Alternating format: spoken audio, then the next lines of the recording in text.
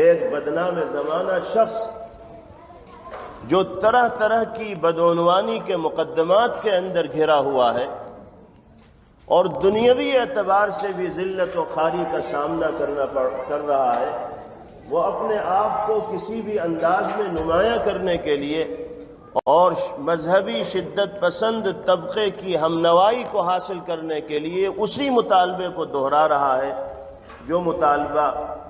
پرانے زمانے سے کیا چلا آ رہا ہے۔ غالباً آپ حضرات نے اس بدنام زمانہ انسان کے مطالبے کو سوشل میڈیا کے ذریعے سنا بھی ہوگا۔ وہ سپریم کورٹ تک گیا ہے اور وہاں اس نے یہ پٹیشن دائر کی ہے وکیل کے ذریعے کہ قرآن کریم سے 26 آیتوں کو نکال دیا جائے، کیونکہ ان آیات میں شدت پسندی کی تعلیم دی گئی ہے، مذہبی منافرت کو بڑھاوا دیا جا رہا ہے اور قرآن پر ایمان رکھنے والوں کو تشدد کرنے پر نعوذ باللہ ابھارا جا رہا ہے، آمادہ کیا جا رہا ہے۔ ہم جانتے ہیں اور سمجھتے ہیں کہ حقیقی اعتبار سے اور زمینی سطح پر اس طرح کے مطالبات میں کوئی دم نہیں اور کوئی جان نہیں، جس طرح کا مطالبہ اس بدنام زمانہ شخص نے کیا ہے، جس کا نام لینے کو بھی جی نہیں چاہتا، جو عقل سے بالکل پیدل ہے۔ اس طرح کے مطالبات کرنے والے لوگ دنیا کے اندر آتے رہے اور ذلیل و خوار ہو کر دنیا کو چھوڑ کر جاتے رہے۔ قرآن جیسا پہلے دن تھا ویسے ہی آج بھی ہے، اور صبح قیامت تک قرآن اپنی حقانیت و صداقت کا ڈنکا بجاتا رہے گا۔ قرآن کے خلاف سازشیں کرنے والے ذلیل و خوار ہو کر بے نام ہو جائیں گے، ان کا کوئی نام لینے والا نہیں ہوگا، اور اللہ کے اس کلام کا نام زندہ ہے اور زندہ رہے۔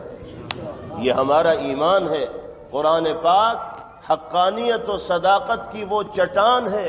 کہ جو اس سے ٹکرایا ہے وہ پاش پاش ہو گیا ہے۔ نہ قرآن کے بال کو وہ بینکا کر سکا ہے اور نہ قرآن میں کسی طرح کی ترمیم اور تبدیلی کرانے میں وہ کامیاب ہو سکا۔ سپریم کورٹ میں اس طرح کی رٹ دائر کرنا، قرآن پاک میں ترمیم کا مطالبہ کرنا، عدالت عالیہ میں جو جج بیٹھے ہوئے ہیں ان کی بھی یہ ذمہ داری اور فریضہ ہے کہ وہ اس طرح کی پٹیشن کو اور اس طرح کی درخواست کو ردی کی ٹوکری میں ڈالیں، اس دعوے کو وہ قبول ہی نہ کریں، اس نوٹس کو وہ قبول ہی نہ کریں، رد کر دیں، اس لیے کہ قابل تسلیم ہے ہی نہیں۔ اگر اس کے اس دعوے کو قبول کر کے اس پر بحث کا آغاز کیا جائے گا تو اس کا مطلب یہ ہوگا کہ دال میں کالا ہے، اور سازش کر کے اس آدمی کی پشت پناہی کر کے کچھ اور طاقتیں ہیں جو اس کی زبان سے اس طرح کے الفاظ بلوا رہے ہیں۔ اس ملک میں رہنے والے تمام لوگوں کو مذہبی اعتبار سے آزادانہ طور پر اپنے مذہب کے تقاضوں پر عمل کرنے کا حق حاصل ہے، اور مذہبی اعتبار سے انسان اتنا جذباتی ہوتا ہے کہ چاہے وہ عملی زندگی میں مذہبی تقاضوں کے اوپر عمل کرنے والا نہ ہو، لیکن جب اس کے مذہبی شعائر پر آنچ آتی ہے تو وہ اس کو برداشت کرنے کے لیے تیار نہیں ہوتا۔ آج ہماری زندگی چاہے نبی پاک علیہ السلام کی مبارک سیرت و کردار کے موافق اور مطابق نہ ہو، ہماری زندگی میں چاہے قرآنی تعلیمات اور قرآنی ہدایات زندہ دکھائی نہ دے رہی ہوں،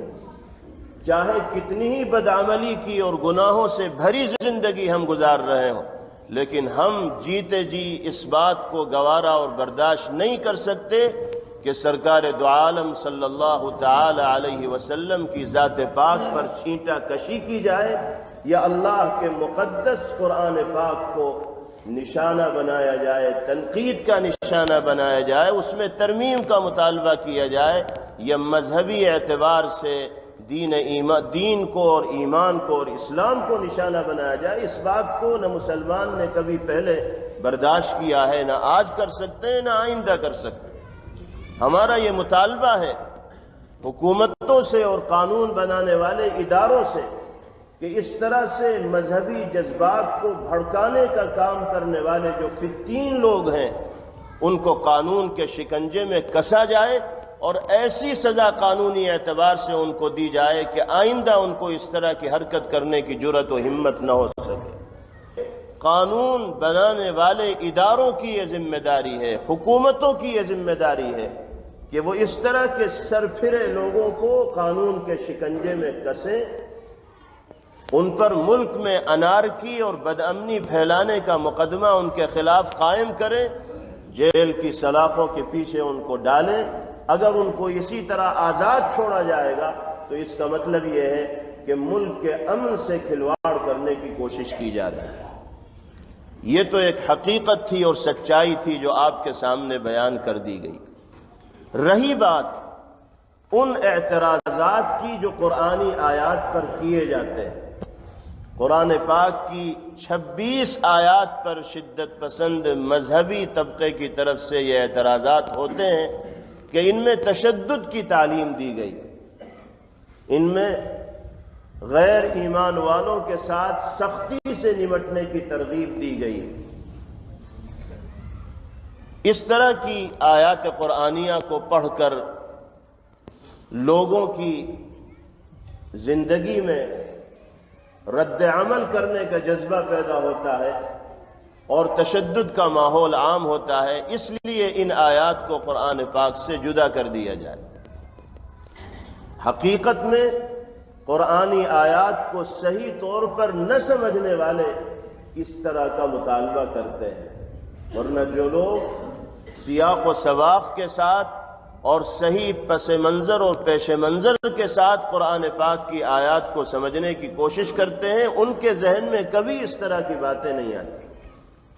اور ایک بہت موٹی سی بات ہے، ایک صاف سی بات ہے، قرآنی آیات کی تشریح کا حق ہر کس و ناکس کو نہیں ہے کہ کوئی بھی آدمی آئے اور قرآنی آیات کا ترجمہ پڑھ کے اس کے مفہوم کو اور اس کی تشریح کو بیان کرنے لگے۔ جس طرح قانون کی تشریح کا حق ایک وکیل کو ہوتا ہے، ایک قانون داں کو ہوتا ہے، ہر آدمی قانون کی تشریح کرنے کا حق نہیں رکھتا۔ جس نے قانون کی کتابیں پڑھی ہوں گی، پریکٹس کی ہوگی، اس میں مہارت حاصل کی ہوگی، وہی قانونی عبارات کی تشریح کرنے کا حق رکھتا ہے، اس کے علاوہ کسی اور کی تشریح قابل قبول نہیں ہوگی، عدالت میں نہیں قبول ہوگی کسی کی تشریح۔ بالکل اسی طرح قرآنی آیات کی تشریح کا حق انہی لوگوں کو حاصل ہے جنہوں نے قرآن پاک کو سمجھنے اور سمجھانے میں اپنی زندگی کو وقف کیا ہے، جو قرآنی علوم سے واقف ہیں، جو آیات قرآنیہ کے نزول کے پس منظر کو جانتے ہیں، جن کے سامنے یہ باتیں ہیں کہ کس ماحول میں یہ آیت کریمہ نازل ہوئی اور اس آیت کریمہ کا مصداق کون لوگ ہیں، اور اللہ پاک اس آیت کریمہ کے ذریعے کہنا کیا چاہتے ہیں، پیغام کیا دینا چاہتے ہیں، جن لوگوں کے سامنے یہ ساری تفصیلات ہیں، وہی لوگ قرآن پاک کی تشریح کا صحیح طور پر حق ادا کر سکتے ہیں۔ ایک آدمی قرآنی آیت کو پڑھ لے اور ہندی میں اس کا ترجمہ دیکھ لے اور پھر اس کی بنیاد پر وہ قرآن کے خلاف اعتراضات کرنے لگے تو یہ بے وقوفی کی، کم عقلی کی اور غلط فہمی کی علامت اور نشانی۔ جن لوگوں کی طرف سے آیات قرآنیہ میں ترمیم کا مطالبہ ہوتا ہے وہ قرآن پاک کی الف بے سے بھی واقف نہیں۔ ہندی میں یا کسی دوسری زبان میں آیت قرآنیہ کا ترجمہ ان کے سامنے آتا ہے، بس اسی کی بنیاد پر وہ قرآن کو تنقید کا نشانہ بنا لیتے ہیں۔ ارے سمجھنے کی تو کوشش کرو ان لوگوں سے جو صحیح طور پر سمجھے ہوئے ہیں، کس پس منظر میں اللہ نے اس آیت قرآنیہ کو نازل کیا ہے اور کیا پیغام باری تعالیٰ دینا چاہتے ہیں۔ دیکھیے، دو طرح کے حالات ہوتے ہیں۔ ایک حالات وہ ہوتے ہیں جو جنگ کے حالات کہے جاتے ہیں، جس میں ہر وقت یہ اندیشہ رہتا ہے کہ دشمن حملہ آور ہو اور جان و مال اور عزت و آبرو کو نشانہ بنا کر چلا جائے۔ جنگ کے حالات کے احکامات بالکل الگ ہیں،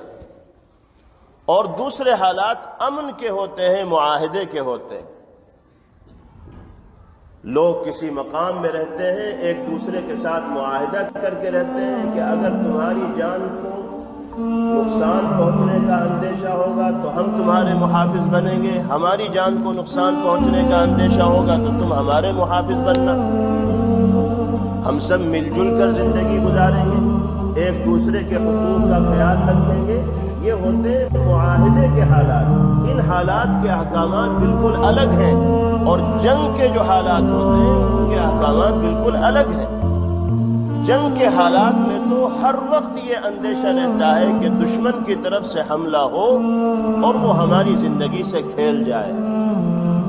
وہ اس طاق میں رہتا ہے کہ موقع ملے اور ہم اپنے مد مقابل کو نپٹا لیں۔ تو ایسے حالات میں کیا انسان ہاتھ پر ہاتھ رکھے بیٹھا رہے گا، خاموش تماشائی بنا رہے گا؟ وہ اپنے بچاؤ کے لیے راستے تلاش کرے گا نہیں کرے گا؟ اپنی عزت و آبرو اور جان کی حفاظت کے لیے منصوبے بنائے گا نہیں بنائے گا؟ پلاننگ کرے گا نہیں کرے گا؟ خدا نخواستہ ہم اپنے اس ملک میں بھی اگر جنگی حالات کے اندر مبتلا ہو جائیں، دوسرے ملک سے جنگ کا ماحول ہو، تو اس جنگ کے لیے صرف سرحد پر رہنے والی فوجوں کو تیار رہنا نہیں ہوگا، بلکہ اگر ایمرجنسی کا اعلان کر دیا جائے، ہنگامی حالات کا اعلان کر دیا جائے، تو ملک کے ہر باشندے کو جنگ کے لیے تیار ہونا پڑتا ہے، اور اس کے لیے اپنی جان کی حفاظت کے واسطے، اپنی عزت و آبرو اور مال کی حفاظت کے لیے، اپنے ملک کی سرحدوں میں دشمنوں کو گھسنے سے روکنے کے لیے ہم ہر طرح کی قربانی پیش کرنے کے واسطے تیار ہوں گے۔ یہ ہمارا ملی اور قومی اور وطنی فریضہ ہوگا۔ اسی طریقے سے قرآن پاک کی وہ آیات جس میں دشمنوں کے ساتھ سختی سے نمٹنے کا حکم دیا گیا ہے، یاد رکھیے ان آیات کا تعلق جنگی حالات کے ساتھ۔ وہ کیسے حالات تھے؟ آپ نے پیغمبر علیہ الصلوۃ والسلام کی مکی زندگی کا مطالعہ کیا ہوگا، سنا ہوگا علماء سے کہ کتنی سختیوں کا سامنا نبی کریم علیہ الصلوۃ والسلام کو مکہ مکرمہ میں کرنا پڑ رہا۔ شعب ابی طالب میں آپ کے اہل خانہ کو مقید کر دیا گیا تھا، آپ کا سوشل بائیکاٹ کر دیا گیا تھا، کھانے پانی کے راستے بند کر دیے گئے تھے، فاقوں پر فاقے پیغمبر علیہ الصلوۃ والسلام اور اہل خانہ کو کرنے پڑ رہے تھے، آپ کے مبارک گھر میں کوڑا ڈال دیا جاتا تھا، آپ کی راہوں میں کانٹے بچھا دیے جاتے تھے، آپ حرم مکی میں جا کر عبادت فرماتے تھے، سجدے میں جاتے تھے، تو گستاخ لوگ آپ کی گردن مبارک پر پیر رکھ کر کھڑے ہو جاتے تھے، جس کے نتیجے میں آپ کا سانس پھول جایا کرتا تھا۔ عقبہ ابن ابی معیط نامی کافر نے یہ حرکت پیغمبر علیہ الصلوۃ والسلام کے ساتھ حرم مکی میں کی تھی۔ آپ سجدے میں جاتے تھے تو اونٹ کی اوجھڑی آپ کی مبارک کمر پر ڈال دی جاتی تھی، جو اتنی وزنی ہوتی تھی کہ پیغمبر علیہ الصلوۃ والسلام کے لیے سر اٹھانا مشکل ہو جایا کرتا تھا۔ یہی طریقہ کار اصحاب رسول صلی اللہ تعالی علیہ وسلم کے ساتھ بھی تھا۔ حضرت بلال حبشی رضی اللہ تعالی عنہ کے ساتھ کیا ظلم و ستم کیا گیا، حضرت خبیب و خباب رضی اللہ تعالی عنہما کو کس طرح ظلم و ستم کا نشانہ بنایا گیا، حضرت سمیہ رضی اللہ تعالی عنہا نے جام شہادت کس مظلومانہ انداز میں نوش کیا ہے۔ یہ ایک تاریخ ہے اسلام کی، اور دشمنان اسلام کے ظلم و بربریت کی ایک تاریخ ہے۔ جہاں اس طرح کے مظالم ہو رہے ہوں اور جہاں اس طرح نہتے لوگوں کو نشانہ بنایا جا رہا ہو،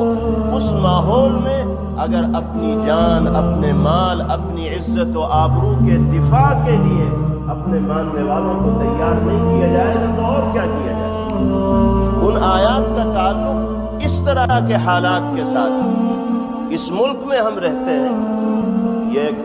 سیکولر کہے جانے والا ملک ہے، جمہوری ملک ہے، جس میں ہر باشندے کو مذہبی اعتبار سے اپنے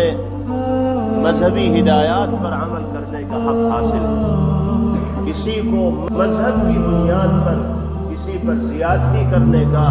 کسی کو مذہبی اعتبار سے حقوق سے محروم کرنے کا حق کسی حکومت کو حاصل نہیں۔ اگر اس ملک کا نظام جمہوری اعتبار سے صحیح نہج پر چلتا رہے تو امن کا ماحول عام رہے گا، لیکن اگر ملک میں بسنے والے کسی طبقے کو گھیر کر اس کی زندگی کو اجیرن کر دیا جائے گا، اور وہ طبقہ یہ سمجھے گا، اس بستی کے لوگ یہ سمجھیں گے کہ اب دشمنوں نے ہمیں گھیر لیا ہے، کسی بھی وقت یہ حملہ آور ہو جائیں گے، ہمارے گھروں میں آگ لگا دیں گے، ہماری دکانوں کو لوٹ لیں گے، ہماری ماں اور بہنوں کی بے عزتی کریں گے تو ہمارا مذہب ہی نہیں ملک کا قانون بھی ہمیں اس کی اجازت دیتا ہے کہ ہم اپنی جان کی حفاظت کے لیے جو کچھ ہو سکتا ہے وہ کریں۔ اب ہم ان دشمنوں سے مقابلہ کریں گے، یہ تو خود مریں گے، یہ ان کو ماریں گے، اس لیے کہ ہمیں بھی اپنی موت سامنے دکھائی دے رہی ہے، تو اب ہم خاموش تماشائی بن کر نہیں بیٹھے رہیں گے۔ یہ ہنگامی حالات ہوتے ہیں، ان حالات میں یہ نہیں کہا جائے گا کہ بس تم دبک کر بیٹھ جاؤ اور ان کو جو وہ کر رہے ہیں کرتے رہنے دو۔ اب تو جان پر اور مال پر اور عزت و آبرو پر آ پڑی ہے تو آدمی کو اس کے لیے تیار ہونا پڑے گا۔ اس کی اجازت مذہب ہی نہیں بلکہ اس ملک کا قانون بھی دیتا ہے۔ تو قرآن پاک کی وہ آیات جس میں مد مقابل کے ساتھ سختی کا معاملہ کرنے کی ہدایت دی گئی ہے، اس کا تعلق اسی طرح کے حالات کے ساتھ ہے، اور ان حالات میں عقل بھی یہی کہتی ہے، مذہب بھی یہی کہتا ہے کہ انسان اپنی جان و مال کی حفاظت کے لیے ہر قدم اٹھانے کا اختیار رکھتا ہے۔